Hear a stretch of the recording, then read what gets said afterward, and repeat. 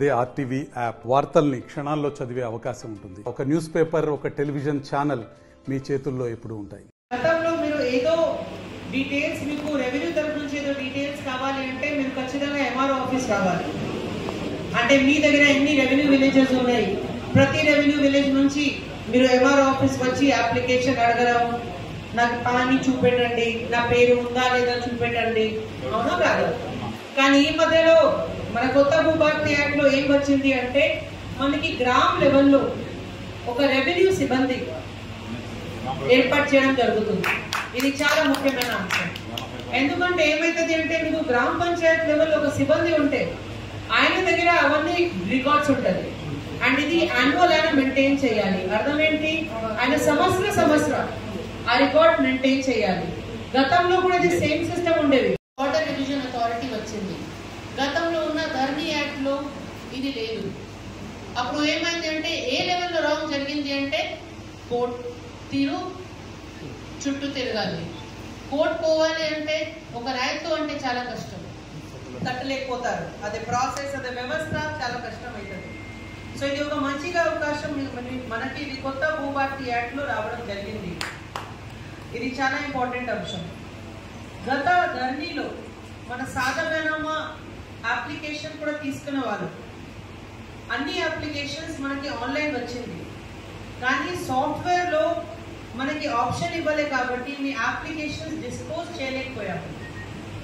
ఇప్పుడు ఈ కొత్త భూభారతి యాక్ట్ లో మళ్ళీ సాదా బైనామా ఆప్షన్ ఇస్తున్నారు. సో మీ మండల్లో చాలా వరకు సాదా బైనామా ఇష్యూస్ కూడా ఉన్నాయి కాబట్టి చెప్తున్నాను, డెఫినెట్ గా మీ అందరూ అప్లై చేయాలి. డెఫినెట్ గా మీ అందరికి పరిష్కారం వస్తుంది. ఎందుకంటే ఈ మధ్యలో ఏమైంది అంటే గతంలో మీరు 20 సంవత్సరాల ముందు ఏదో సాదా పేపర్లో ఏదో రాసిన ఉంటారు, ఏదో కొనడం ఆయనే ఉంటది, ఏదో వాళ్ళు నేను రిప్లై ఇచ్చాము కలెక్టర్ ఆఫీస్ వెళ్ళండి, అవునా కాదా. కానీ ఇప్పుడు చాలా వరకు వికేంద్రీకరణ అయింది. వికేంద్రీకరణ వల్ల ఏమైంది అంటే చాలా వరకు మీ అప్లికేషన్ ఎంఆర్ఓ లెవెల్లో క్లోజ్ అవుతుంది. చాలా వరకు మీ అప్లికేషన్ ఆర్టీఓ లెవెల్లో క్లోజ్ అవుతుంది. చాలా వరకు మీ అప్లికేషన్ ఈ 2 లెవెల్ ఒకవేళ లేదు అంటే తర్వాత కలెక్టర్ కి వస్తుంది. అర్థం ఏంటి, కొన్ని అప్లికేషన్స్ ఎంఆర్ఓ ఆఫీస్ మీరు అప్లై చేస్తారు అంటే ఎంఆర్ఓ ఆర్డర్ పాస్ చేయడానికి రెడీ ఉంటారు.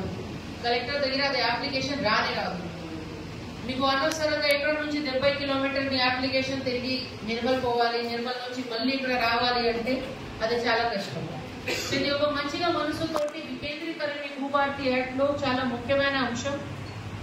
ప్రతి తహసీల్దార్ ఆఫీస్ లో కొన్ని అప్లికేషన్స్ డిస్పోజల్ ఆప్షన్ ఇవ్వడం జరిగింది. ఒకవేళ ఎంఆర్ఓ మీకు ప్రాపర్ గా ఆర్డర్ పాస్ చేయాలి అనుకోండి, వేరే వాళ్ళకి ఫేవర్ చేశారు అనుకోండి, ఏదో తప్పు ఆర్డర్ రాశారు అనుకోండి, మీరు ఏం చేయాలి. గతంలో ధరణి ఉన్నప్పుడు మీరు ఏం చేయడానికి లేదు. మీరు ఆర్డర్ మీద రివిజన్ చేయాలి అంటే మీరు సివిల్ కోర్ట్ వెళ్లాల్సిందే.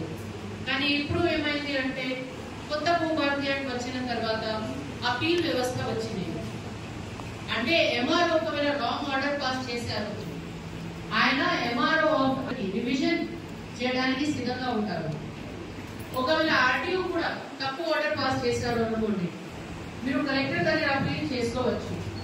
కలెక్టర్ దగ్గర కూడా రాంగ్ ఆర్డర్ పాస్ అయింది అనుకోండి, మీరు మరిన్ని వీడియోస్ కోసం ఛానల్ ని సబ్స్క్రైబ్ చేయండి. లేటెస్ట్ అప్డేట్స్ కోసం వాట్సాప్ ఛానల్ ని ఫాలో చేయండి. అండ్ లింక్ డిస్క్రిప్షన్ లో ఉంది.